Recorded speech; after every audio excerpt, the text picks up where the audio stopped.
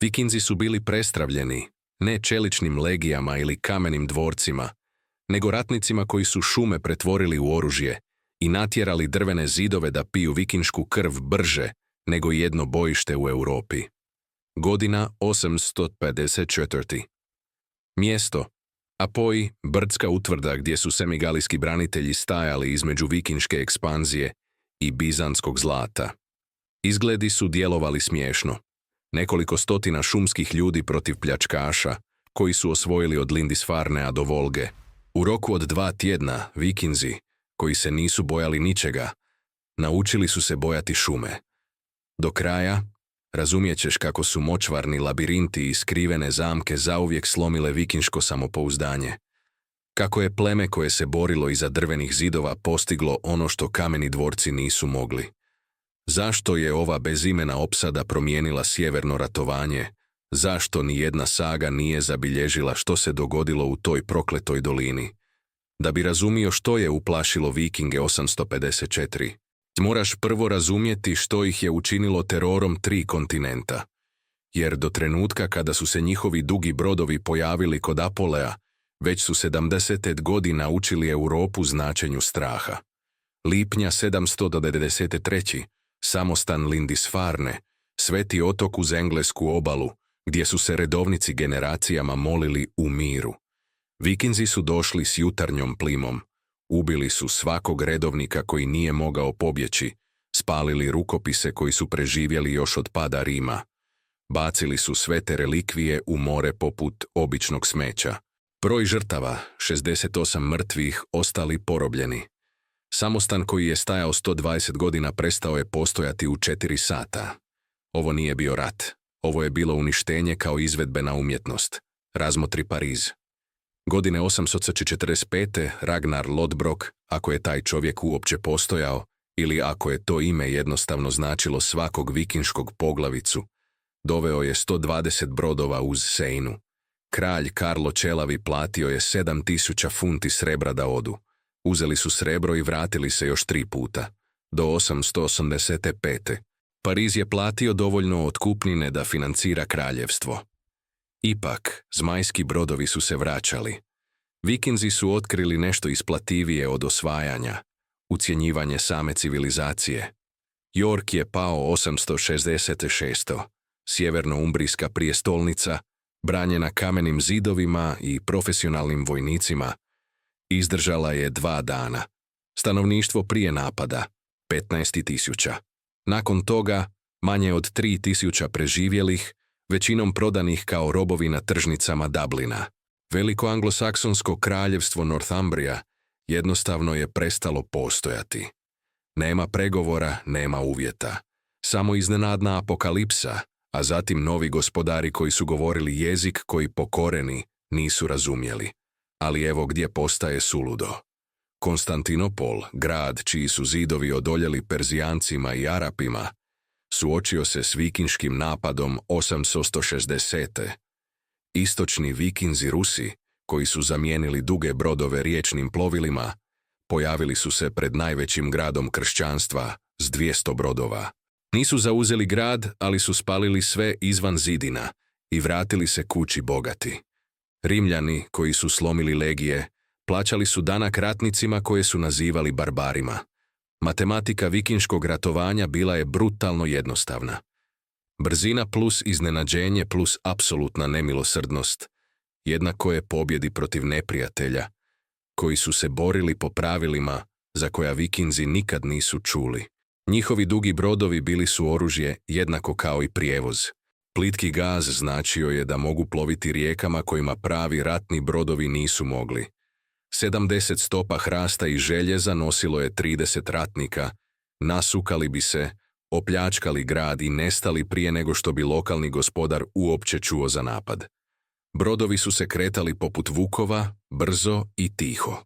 Do trenutka kada bi seljaci vidjeli zmajske glave na horizontu, njihove kćeri već su bile vezane u potpalublju.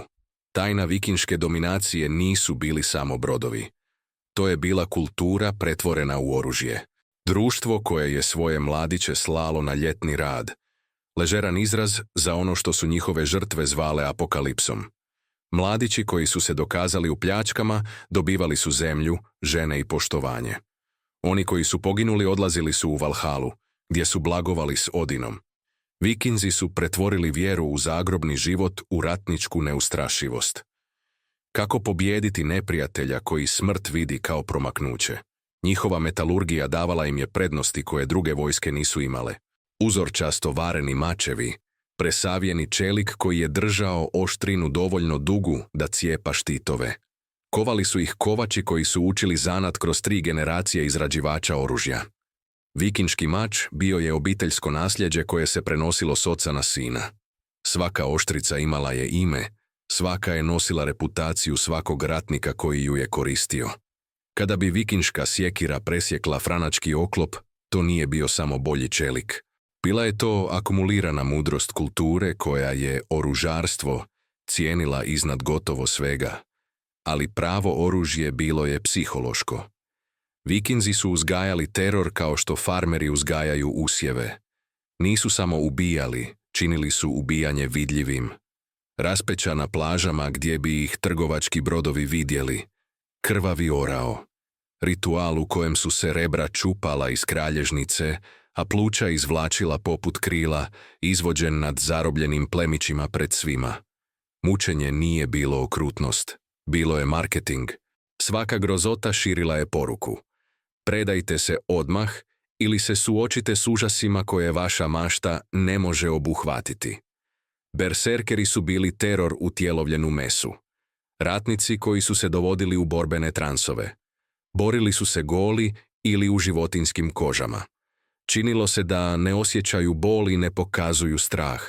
Je li ludilo dolazilo od gljiva, medovine ili prave religijske ekstaze, nije bilo važno seljaku koji je gledao kako urlajući div juri kroz kišu strijela bez usporavanja. Berserker je bio dokaz da Vikinzi nisu sasvim ljudi, da su sklopili paktove sa silama koje su civilizirani ljudi strahovali imenovati. Do 854. ovaj je sustav osvojio polovicu Britanije, većinu Irske i dijelove Franačke. Vikinški trgovci kontrolirali su trgovačke rute od Bagdada do Dublina. Njihov jezik toliko je utjecao na anglosaksonce da engleski i danas nosi njihove riječi. 3 generacije dokazivale su da mobilnost, nemilosrdnost i kulturna neustrašivost mogu srušiti svako kraljevstvo dovoljno glupo da se bori pošteno. Zato ono što se dogodilo kod Apoji nema smisla. Po svim pravilima ratovanja 9. stoljeća, drvena brdska utvrda branjena plemenskim ratnicima trebala je pasti brže nego Lindisfarne. Vikinzi su rušili kamene dvorce, pobjeđivali su profesionalne vojske, natjerali su careve da plaćaju danak. Nekoliko stotina šumskih ljudi iza drvenih zidova trebalo je biti vježba gađanja, ali Baltička regija bila je drukčija, na načine koje Vikinzi nisu razumjeli dok nije bilo prekasno. Guste šume Litve i Latvije nisu bile nalik ničemu s čime su se susreli u Engleskoj ili Franačkoj. To su bile prašume starih stabala, gdje su drveća rasla toliko gusto da sunčeva svjetlost jedva dopirala do tla, gdje je šumsko tlo bilo labirint korijenja i srušenog drva koji je činio konjicu nemogućom, a čak i pješaštvo iscrpljujućim. Vikinzi su bili narod brodova. Razmišljali su u obalama i rijekama. Šuma je bila tuđi ocean, a oni su uskoro shvatili da ne znaju plivati.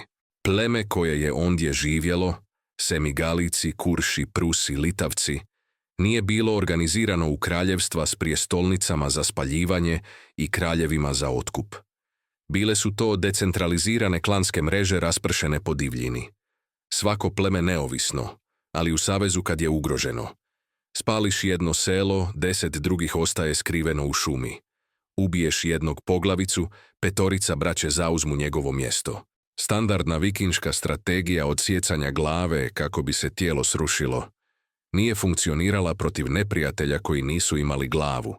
Samo hidru klanova koja se obnavljala brže nego što su sjekire mogle padati. Ti baltički ratnici borili su se drukčije.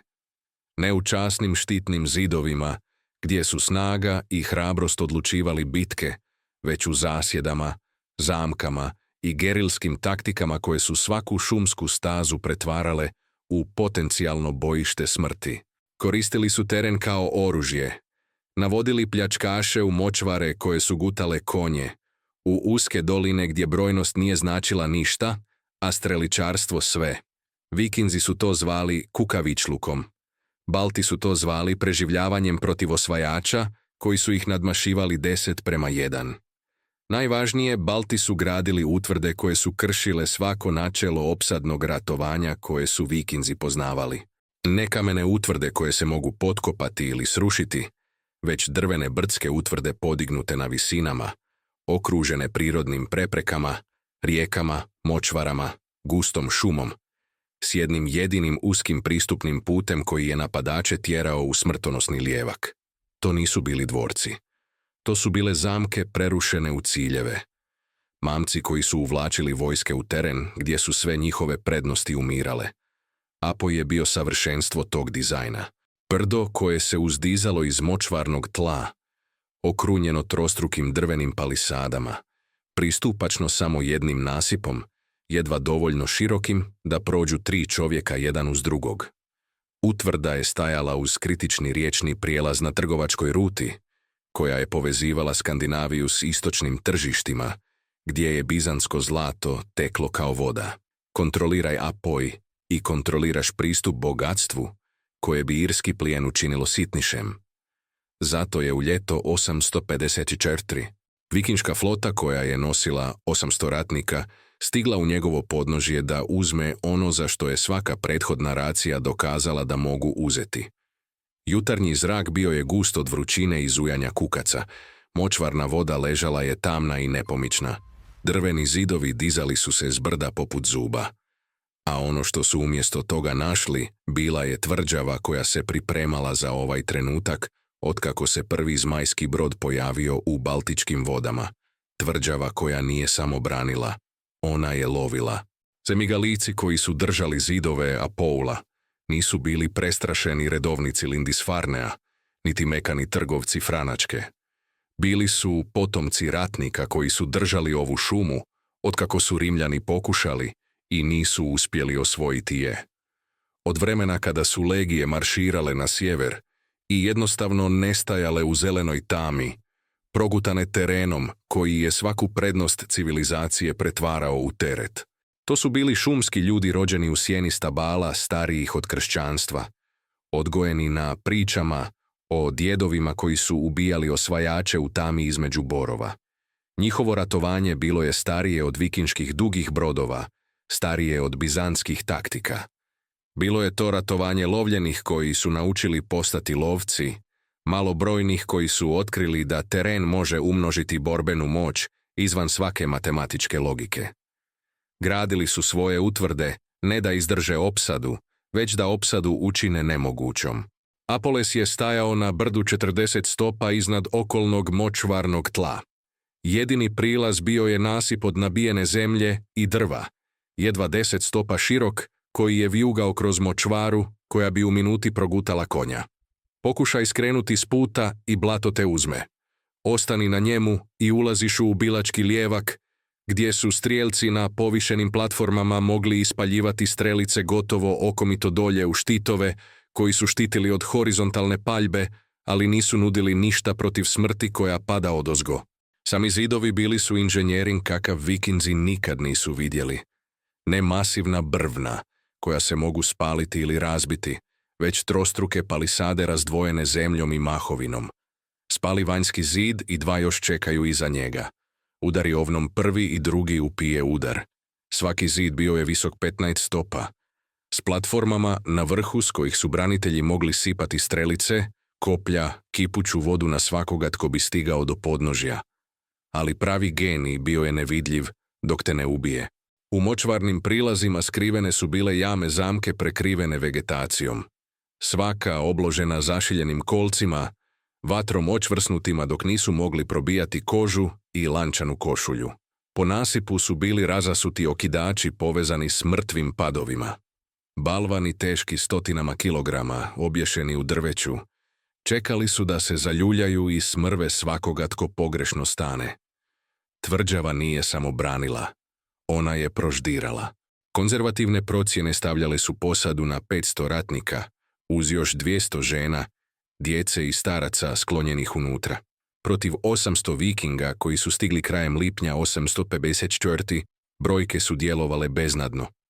Svako načelo opsadnog ratovanja govorilo je da će utvrda pasti unutar tjedan dana. Vikinzi su imali brojnost, iskustvo, reputaciju koja im je prethodila poput kuge. Ono što nisu imali bilo je znanje u što ulaze. Vikinški zapovjednik, bezimeni u fragmentima saga koji su preživjeli, poznat samo kao Thorim u kasnijim baltičkim zapisima, bio je veteran irskih pohoda. Vodio je racije na Dublin, spalio samostane po Northumbriji, natjerao franačke grofove da plaćaju danak. Ovo je trebalo biti jednostavno. Zauzmi utvrdu, osiguraj trgovačku rutu, prezimi u udobnosti na bizantskom zlatu. Doveo je 800 ratnika u 12 dugih brodova. Svaki je nosio standardnu opremu. Okrugli štit od lipova drveta, ručnu sjekiru ili mač, seaks nož, možda koplje. Bogatiji ratnici nosili su lančane košulje teške 30 funti, prenošene kroz obitelji. Nekolicina je imala željezne kacige ili očvrsnutu kožu. Većina se borila gologlava, vjerujući u brzinu i bijes više nego u zaštitu. Nasukali su brodove 5 milja nizvodno, izvan vidokruga utvrde. Standardna procedura. Drži put bijega sigurnim. Priđi pješice da procijeniš obranu. Jutro kad su stigli, temperatura je već rasla prema onome što će se kasnije pamtiti kao jedno od najvrućih ljeta. Zrak je bio gust od vlage. Komarci su rojili u oblacima koji su otežavali disanje. Vikinzi, odgojeni za hladne sjeverne vode, počeli su se znojiti prije nego što su uopće vidjeli zidove. Prilazni marš otkrio je prvi problem. Staza koju su izviđači prijavili kao prohodnu ispala je noćna mora od blata i korijenja. Šuma se stiskala s obje strane, toliko gusta da 10 ljudi nije moglo marširati u širinu. Krošnje su blokirale većinu sunčeve svjetlosti, stvarajući zeleni sumrak koji je varao oči, navikle na otvoreno more i obalne racije. Vikinzi su bili narod brodova. Razmišljali su u horizontima i otvorenoj vodi. Ova šuma djelovala je kao borba pod vodom. Kad su prvi put ugledali Apole, Thorim se navodno nasmijao. Izviđači koji su preživjeli kasnije su tvrdili da je rekao: spalili smo kamen. Raspolovit ćemo ovu kindling do zalaska. Drveni zidovi izgledali su gotovo smiješno u usporedbi s utvrdama franačke i engleske. Nema kamena, nema željeza, samo drvo i zemlja. Samopouzdanje je trajalo do prvog izviđanja. Thorim je poslao 20 ljudi naprijed da ispipaju obranu. Standardna procedura. Testiraj zidove, isprovociraj branitelje, procijeni broj i vještinu. Izviđači su se kretali oprezno po nasipu, štitovi gore, oči traže prijetnju. Došli su do pola puta bez incidenta. Tada je pala prva strijela, ne sa zidova gdje su očekivali, nego iz drveća iza njih presjecajući povlačenje prije nego što ubije plijen. Strijela je probila izviđača kroz grlo, pao je, gušeći se, utapajući se u vlastitoj krvi na suhom. A onda su strijele došle sa zidova. Ne divlje salve prestrašenih branitelja, nego precizni hici s povišenih položaja, osovine koje su padale gotovo okomito, probijale vrhove štitova, nalazile praznine u lančanoj košulji, tražile meso s matematičkom sigurnošću. 12 od 20 vratilo se glavnoj sili. 3 su umrla na nasipu. Još 5 je skrenula s puta tražeći zaklon i jednostavno nestala u močvari. Njihovi krikovi dok ih je blato uzimalo trajali su dulje nego što su njihovi suborci htjeli pamtiti. Vikinzi koji se nisu bojali ničega, upravo su naučili da ova šuma ima zube. Thorimov drugi pokušaj bio je oprezniji. Poslao je 100 ratnika u zbijenoj formaciji. Štitovi preklopljeni, sporo napreduju. Nasip ih je prisilio u kolonu jedva 5 ljudi široku.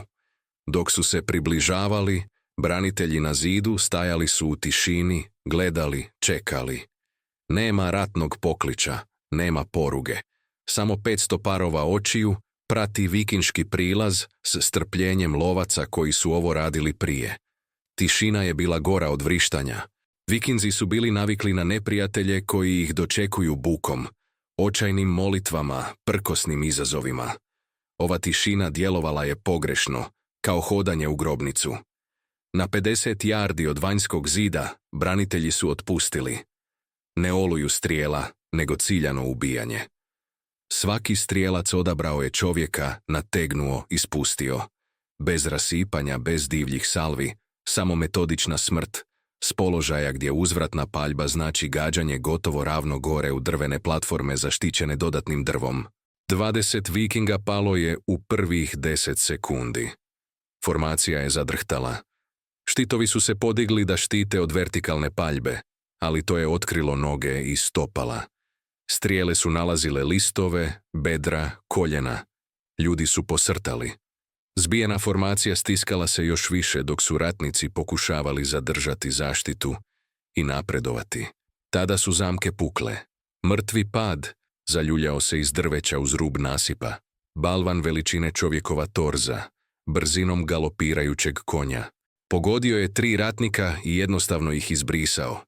Kosti su pukle, lančana košulja se zgužvala, balvan se njihao naprijed natrag, sada ukrašen krvlju i nečim gorim, dok su preživjeli pokušavali shvatiti što su upravo vidjeli. Thorim je naredio povlačenje. Uzmak je bio kaos. Ljudi su se povlačili unatrag držeći štitove iznad glave, spotičući se od tijela, neki u panici trčali pa aktivirali još zamki ili skrenuli u močvaru. Od 100 koji su napredovali, 73 su se vratila u glavni položaj. 2 probna napada, 40 mrtvih, 0 štete na zidovima. Matematika koja je uvijek radila za vikinge počela se okretati. Te noći baltički branitelji pokrenuli su vlastiti napad. Ne juriš, nego progon. Glasovi u tami, na norveškom, savršeni na glasci, izgovaraju imena ljudi koji su taj dan poginuli. Ratni rogovi s različitih strana čine nemogućim procijeniti koliko branitelja uopće postoji. Vatre u šumi koje sugeriraju vojske u pokretu kroz mrak. Ništa od toga stvarno, sve od toga učinkovito. Do zore vikinzi koji su tresli kraljeve bili su iscrpljeni od noći skakanja na sjene. Neki su mrmljali o šumskim duhovima, o kletvama, o bogovima koji u ovim drevnim šumama ne priznaju Odinovu vlast. Thoren se kretao kroz logor pokušavajući vratiti samopouzdanje, ali ni on nije mogao objasniti kako branitelji iza drvenih zidova tjeraju njegove ratnike da se boje prazne šume. 3. dana pokušao je s vatrom. Ako su zidovi od drva, spali ih. Jednostavno. Brutalno. Učinkovito svugdje drugdje gdje su to probali. 20 ljudi napredovalo je suljem natopljenim krpama, vezanim za strijele. Ušli su u domet, zapalili krpe i spustili prema zidovima. Branitelji su svoje palisade namočili danima ranije. Vatrene strijele udarile su u drvo i izgasnule. Neke su kratko planule. Male vatre koje su branitelji ugasili vodom držanom u kožnim kantama na svakoj platformi. U nekoliko minuta svaka vatrena strijela je umrla. Vikinzi su potrošili resurse i dobili samo spoznaju da ni ova jednostavna taktika ovdje ne radi. Do 5. dana frustracija se pretvorila u bijes. Vikinzi koji nikad nisu doživjeli neuspjeh, doživljavali su neuspjeh protiv neprijatelja kojeg su mogli vidjeti, ali nisu mogli dohvatiti. Ratnici su se počeli svađati. Neki su htjeli napustiti opsadu i naći lakše mete nizvodno. Drugi su inzistirali da čast traži da uzmu utvrdu ili poginu pokušavajući. Thorim je donio odluku. Nema više ispipavanja. Nema više opreza. Napast će zidove sa svime što imaju i probiti se golom masom i nordijskim bijesom. Ono što nije znao bilo je da su branitelji računali upravo na tu odluku, da je svako propalo ispipavanje učilo semigalice koje taktike najbolje rade, da je strpljenje samo po sebi oružje protiv neprijatelja, čija kultura traži brzu pobjedu ili slavnu smrt. Jutro 6. dana svanulo je vruće i mirno. Močvara je smrdjela na truleži i smrt. Komarci su rojili toliko gusto da su činili vidljive oblake. I 600 vikinga, ostavljajući 200 da čuvaju brodove, pripremilo se za juriš koji će ili uzeti utvrdu ili ih uništiti u pokušaju. Na zidovima iznad 500 branitelja provjerilo je strijele, ispitalo tetive i čekalo da matematika očaja dovede neprijatelja ravno u zamku koju su generacijama usavršavali. Napad je počeo u zoru zvukom za koji se Thorim nadao da će slomiti moral branitelja. 600 vikinga tuklo je sjekirama o štitove, grmljavina, koja je prethodila padu samostana i kraljevstava. Ritam koji je najavljivao apokalipsu. Urlali su svoje ratne pokliče, zazivali Odina i Tora, obećavali braniteljima brzu smrt ako se sada predaju. Semigalici su odgovorili tišinom. Potpunom, apsolutnom. 600 ljudi viče, a 500 branitelja stoji nepomično kao isklesan kamen. Jedini pokret bio je sporo namještanje ruku na lukovima dok prate mete. Jedini zvuk sa zidova bio je vjetar kroz drvo. Bilo je uznemirujuće u svojoj jednostavnosti. Svaki neprijatelj kojeg su vikinzi dotad sreli, dočekao ih je bukom, očajnim molitvama, prkosnim izazovima, ratnim povicima koji su trebali uvjeriti same sebe da mogu pobijediti. Ali ovi šumski ratnici stajali su u tišini, koja je kao da guta zvuk, kao da tvrđava zadržava dah i čeka. Prvi val udario je na nasipu trku. 200 ratnika, štitovi gore, jure da smanje vrijeme pod strijelama. Ubilačko polje uzelo ih je odmah. Branitelji na 3 razine zidova otpustili su u koordiniranim salvama, ne kako tko stigne, nego u discipliniranim valovima koji su stvarali neprekinut pad strijela. Čim bi jedan red otpustio, koraknuo bi nazad da nategne nove osovine, dok bi drugi red otpustio. Strijele su padale poput zimskog susnježice, svaka tražeći meso s preciznošću lovaca koji su vježbali ovaj točno scenarij od djetinjstva. Vikinzi su padali ne u dramatičnim scenama smrti, nego u ružnoj aritmetici ratovanja lukom. Strijela kroz bedro koja sruši čovjeka. Drugi ratnik se spotakne preko njega, još 3 se sruše u gomilu. Osovina nađe procijep između kacige i lančane košulje, obori čovjeka odmah. Susjed zastane provjeriti je li živ, dobije strijelu u rame zbog svoje lojalnosti. Nasip se pretvorio u kaos tijela koja padaju, ratnika koji pokušavaju zadržati formaciju dok smrt pada s 3 strane. Oni koji su stigli do podnožja vanjskog zida našli su privremeni zaklon. Kut je bio prestrm da branitelji iznad gađaju ravno dolje. Na trenutak preživjeli su došli do daha. Tada je došla kipuća voda, kožne kante grijane na vatri iza zidova. Branitelji su ih izlijevali preko ruba na ratnike stisnute uz drvo. Krikovi su bili trenutni. Lančana košulja se zagrijala do opeklina. Koža je prokuhavala ispod. Ljudi su posrtali unatrag u kišu strijela pokušavajući pobjeći od oparenja, samo da prime osovine kroz praznine u paničnoj obrani. Od 200 koji su jurnuli, možda se 140 vratilo vikinškim linijama, ne trčeći, nego uzmičući polako, štitovi gore, vukući ranjene, držeći disciplinu koliko su mogli. Ali matematika je bila brutalna. 60 gubitaka, 0 štete na zidovima, čak ni trag na drvu. Thorim je gledao svoje ljude kako se povlače i prvi put osjetio hladni prst stvarne sumnje. Ali bio je viking. Imao je reputaciju za održati. Čast koja je tražila pobjedu. Naredio je odmah drugi val. Bez pauze da se branitelji odmore. Drži pritisak stalnim.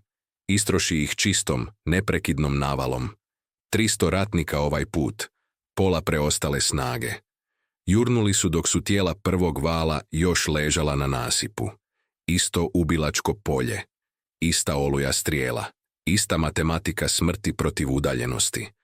Ali ovaj val donio je nešto novo. 20 berserkera koji su se doveli u trans gljivama, medovinom i mrmljanim molitvama starim bogovima. Ljudi koji nisu osjećali bol, koji su smrt vidjeli kao put u Valhalu, koji su trčali gologrudi kroz kišu strijela koja bi normalne ratnike natjerala da zadrhte. Berzerkeri su vodili juriš. Primali su strijele koje bi ubile obične ljude i nastavili dolaziti. Jedan je dobio 3 osovine kroz prsa i ipak stigao do zida. Postavio je ljestve uz drvo, počeo se penjati dok mu je krv curila. Dvojica branitelja iznad pucala su u njega još 4 puta. Popeo se još 3 prečke prije nego što je konačno pao unatrag, srušivši se na ratnike ispod.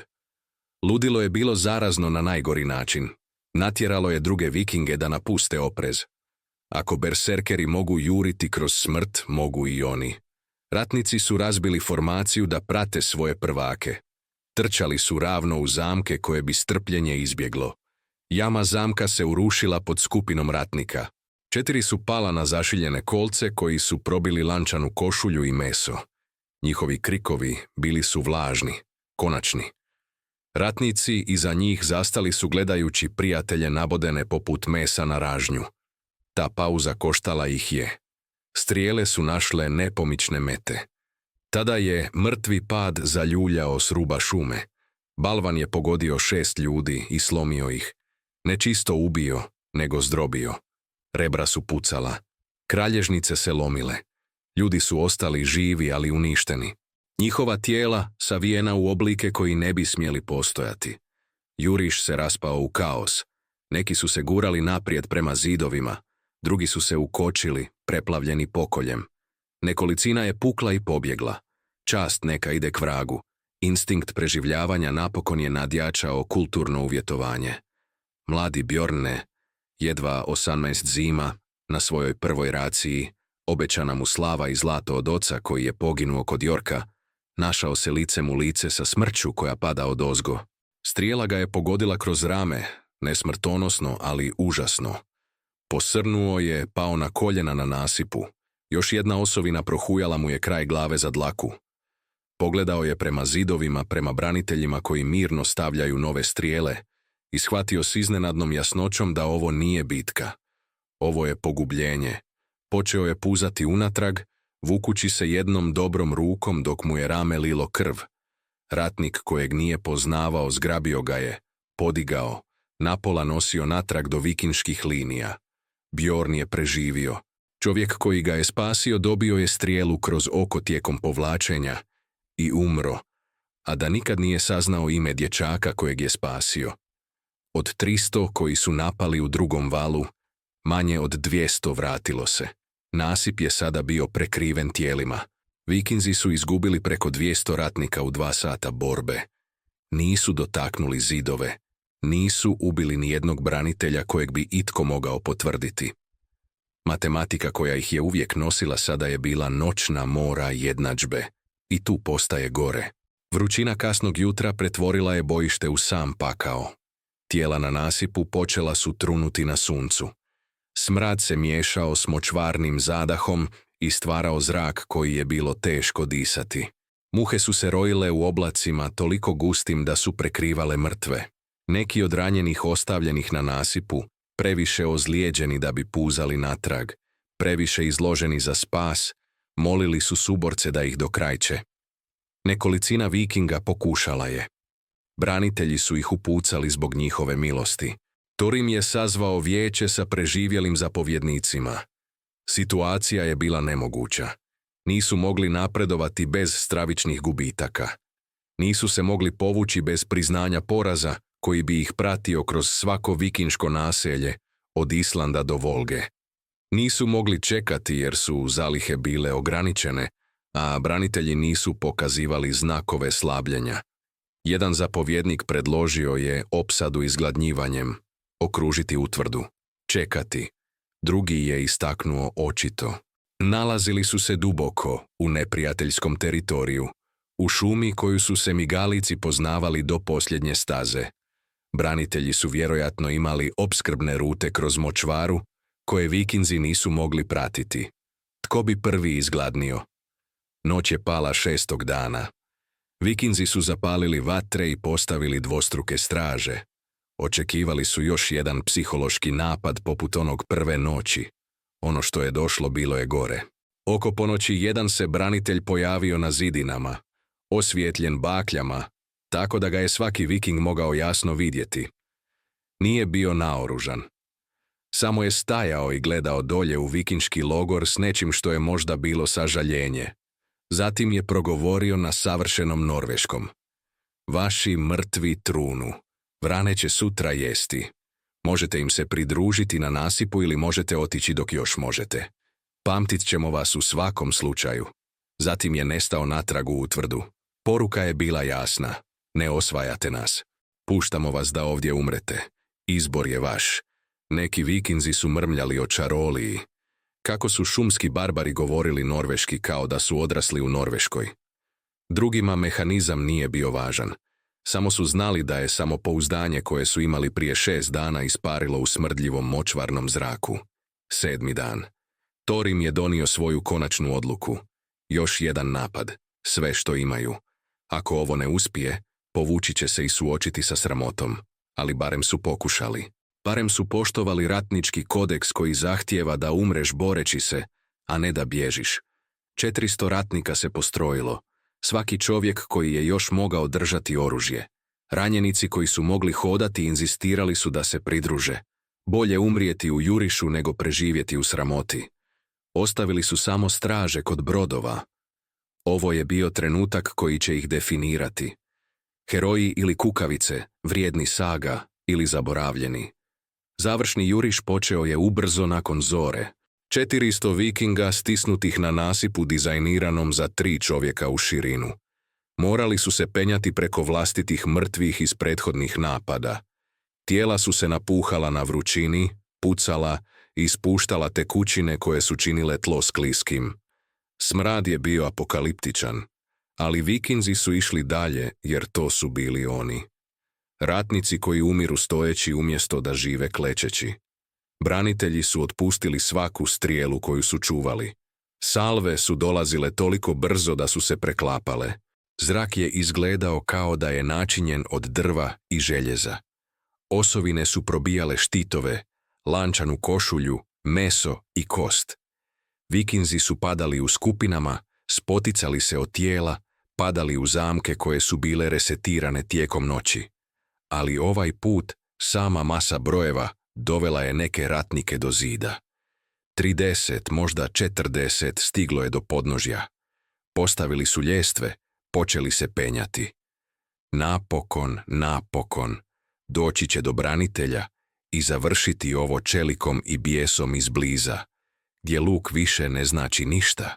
Prvi viking koji je dosegao vrh zida zvao se Gunnar, veteran 20 racija, ubojica ljudi u 4 zemlje. Prebacio se preko parapeta i prvi put izbliza vidio branitelje. Nisu bili prestravljeni primitivci koje je zamišljao. Bili su mirni, profesionalni. Već su potezali duge noževe koje su koristili kad bi luk postao nepraktičan. Gunnar je trajao 5 sekundi. Semigalijski ratnik, kasnije imenovan u baltičkim zapisima kao Dalantas zvan Medvjed, iz razloga koji su odmah postali jasni, dočekao ga je sjekirom koja je mogla biti kovana od istih bogova koji su napravili Gunnarovo oružje. 2 su se oštrice sudarile. Dalantas je bio veći, svježiji, borio se s čvrstog tla dok je Gunnar balansirao na ljestvama. Sjekira je pala. Gunnarova lubanja se rascijepila. Pao je unatrag s ljestava, srušio se na ratnike koji su se penjali iza njega. 3 ljudi palo je u klupko udova i metala. Ali još je vikinga stiglo na vrh. 10 minuta, koje su se činile kao sati, borba prsa o prsa bjesnila je po bedemima.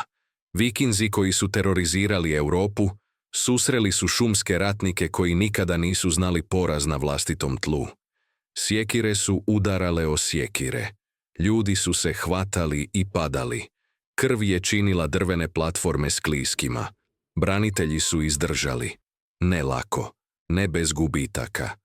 3 semigalica su poginula u borbi na bedemima. Prve potvrđene žrtve branitelja cijele opsade. Ali dali su teren u metrima, ne u proboju. I iza njih svježi ratnici su se rotirali dok su umorni odstupali. Vikinzi nisu imali kamo rotirati, samo još očajnije penjanja, još smrti na ljestvama, još tijela koja padaju. Tada je došao trenutak koji je potpuno slomio vikinšku volju. Sam Thorim, posramljen što vodi iz sigurnosti, popeo se ljestvama da se pridruži borbi na bedemima. Bio je vješt ratnik, iskusan, snažan. Prešao je zid i izravno se sukobio s Dalantasom u dvoboju, koji su obje strane zastale gledati. Razmjenjivali su udarce. Thorimov mač protiv Dalantasove sjekire. Vikinški zapovjednik bio je brži, ali Semigalijac je bio svjež, dok je Thorim 7 dana vodio napade s malo sna i još manje hrane. Umor se pokazao. Thorimov udarac je usporio. Njegova obrana je zakasnila. Dalantasova sjekira pronašla je procijep između kacige i ramena. Nije bila čista smrt. Strašna rana koja je otvorila Thorimov vrat i rame u prskanju arterijske krvi. Vikinški zapovjednik pao je na bedem, gušeći se u vlastitoj krvi, gledajući kako nebo iznad njega blijedi. Njegova posljednja riječ navodno je bila ime, njegove žene ili kćeri. Ili možda samo zvuk koji je značio da je napokon shvatio da slava nije vrijedna ove cijene. Vikinzi na zidu vidjeli su kako im zapovjednik pada i nešto se u njima slomilo. Ne hrabrost, ne vještina, samo uvjerenje da mogu pobijediti. Izgubili su previše, iskrvarili previše, ginuli previše besmisleno protiv neprijatelja, koji je nastavljao stajati bez obzira koliko puta su jurišali. Povlačenje je započelo. Ne rasulo, ne panični bijeg, nego spuštanje niz ljestve, povlačenje sa zida, pregrupiranje pri dnu nasipa. Povlačenje je bilo uredno, disciplinirano, profesionalno. Branitelji su ih pustili da odu štedeći strijele, zadovoljni da gledaju kako njihovi neprijatelji napokon prihvaćaju stvarnost. Od 400 koji su krenuli u završni napad, 247 se vratilo u logor. 153 mrtva, uključujući zapovjednika. Za nekolicinu žrtava branitelja i nikakvu značajnu štetu utvrdi, Vikinzi, koji nikada nisu bježali ni od čega, pripremali su se učiniti ono što sramota nalaže da nikad ne učine. Pripremali su se otići s bojišta bez pobjede. Preživjeli su prikupili ono što su mogli ponijeti i ostavili ono što nisu. Oklop previše oštećen da bi se popravio. Oružje previše teško za iscrpljene ljude. Ranjenici koji nisu mogli hodati, suočili su se s izborom koji nijedan ratnik ne bi trebao imati. Puzati za kolonom ili prihvatiti milost šume. Većina je izabrala oštricu.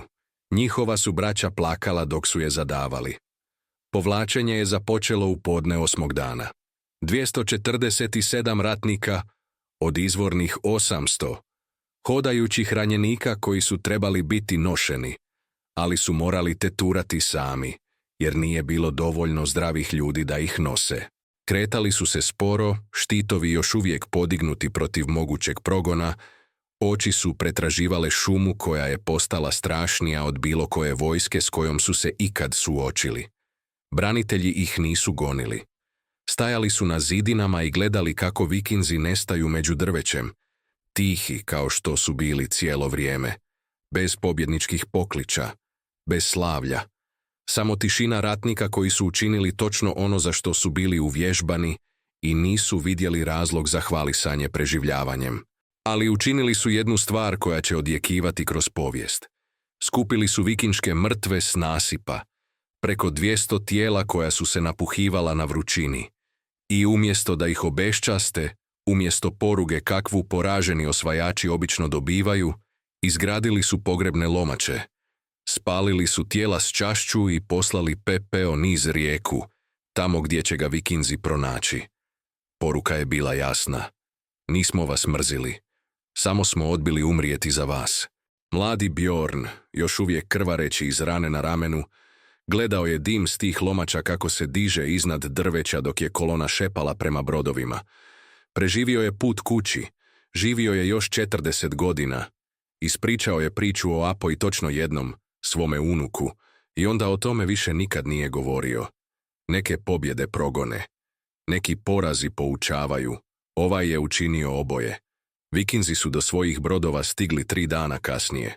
12 dugih brodova koji su nosili 800 samouvjerenih ratnika sada je ukrcavalo 247 slomljenih preživjelih. Zaplovili su na sjever s praznim klupama i znanjem koje će promijeniti vikinšku strategiju za jednu generaciju. Evo što ti učitelj povijesti nikad nije rekao. Opsada Apoija trajala je 8 dana. Konzervativne procjene stavljaju vikinške gubitke na 553 mrtva, uz 100 ranjenih. Gubici branitelja, manje od 20 potvrđenih mrtvih, možda 50 ranjenih. Omjer razmjene bio je katastrofalan. Za svakog branitelja koji je pao, gotovo 30 vikinga je umrlo. Ali pravi gubitak bio je mitologija.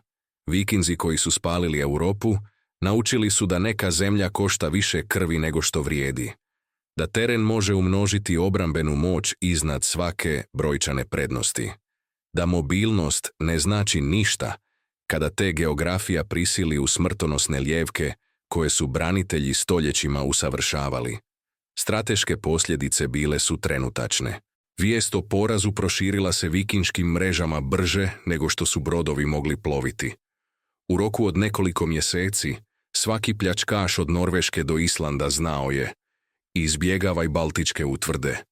Lako zlato je drugdje. Šumske utvrde jedu vojske. Vikinška ekspanzija u istočni Baltik usporila je gotovo do zastoja. Trgovačke rute koje su tražili ostale su pod semigalijskom kontrolom još jednu generaciju. Put prema bizantskom bogatstvu ostao je zatvoren, prisiljavajući vikinge da traže alternativne rute koje su zahtijevale više vremena i resursa.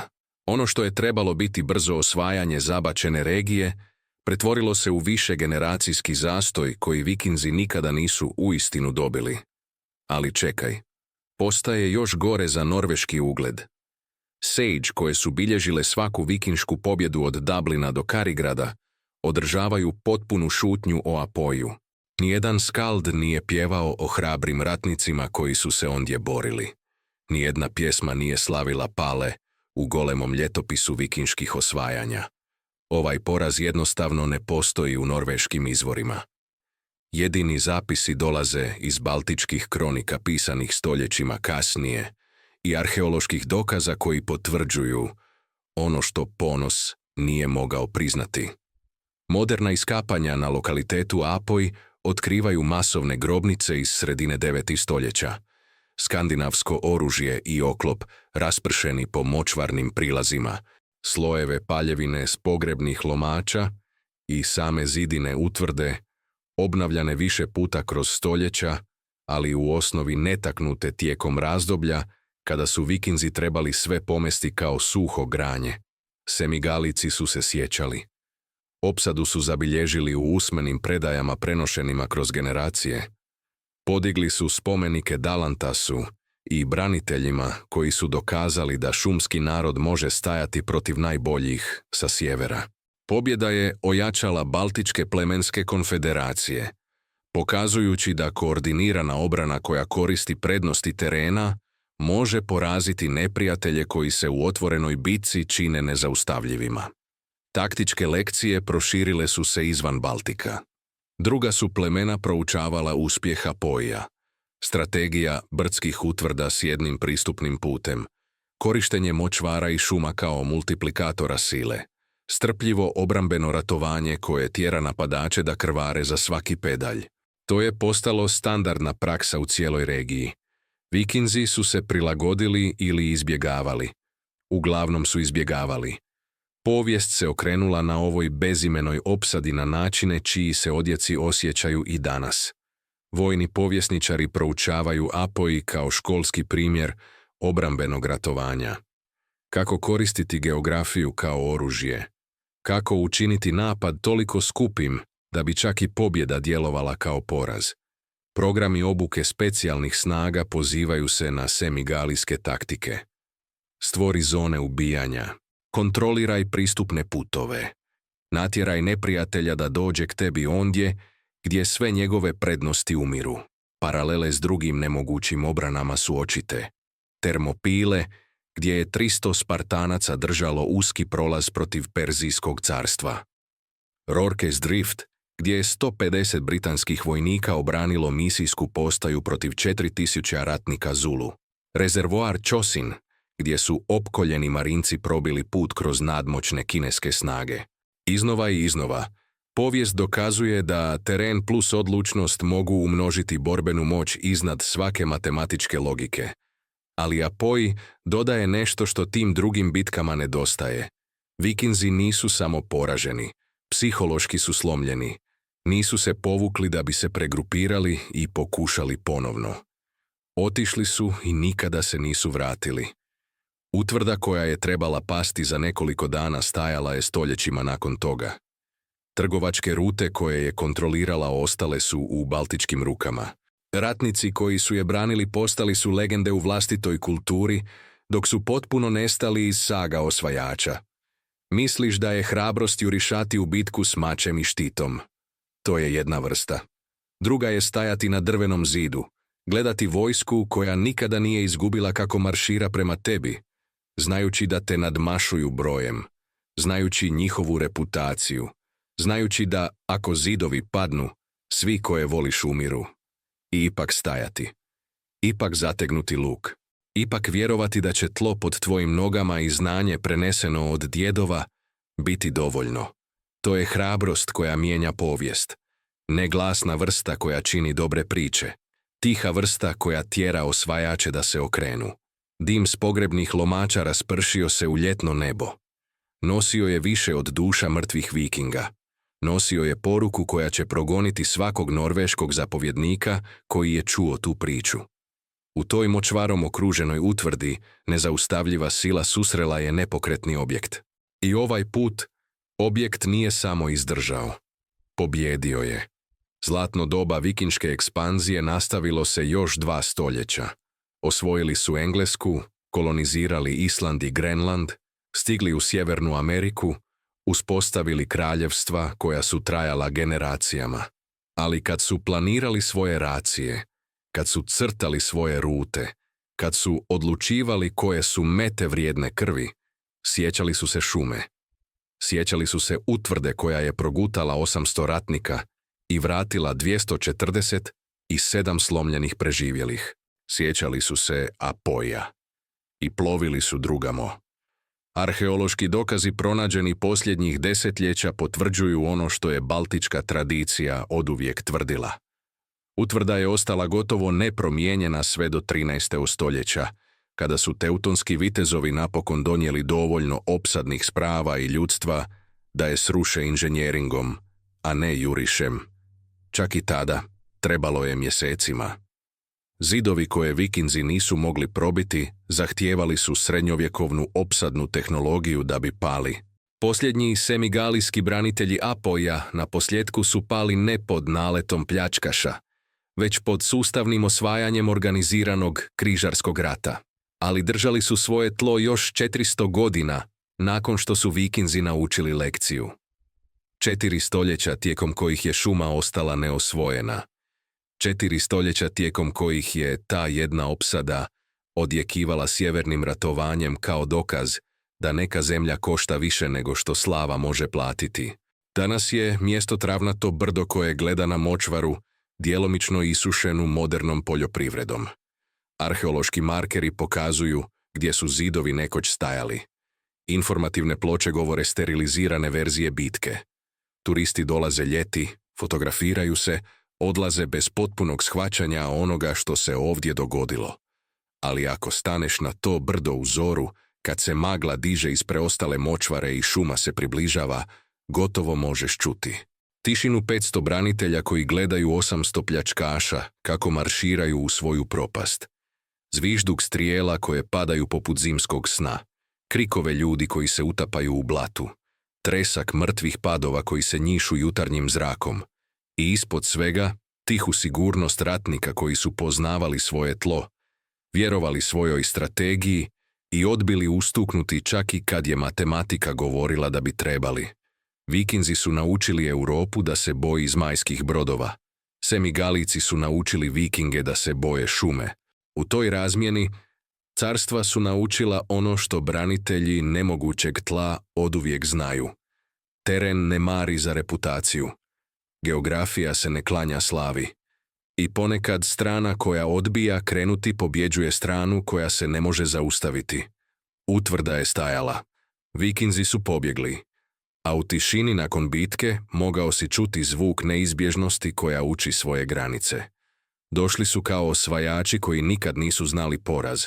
Otišli su kao pripovjedači lekcije previše sramotne da bi se zapisala. U toj šumi vrijeme se pomaknulo postrano. U doba kada se tlo samo moglo boriti. Kada su se drveni zidovi pokazali jačima od čeličnog samopouzdanja. Kada je 500 ljudi naučilo 800 da neke pobjede koštaju više nego bilo koji poraz. Posljednji vikinški brod nestao je niz rijeku.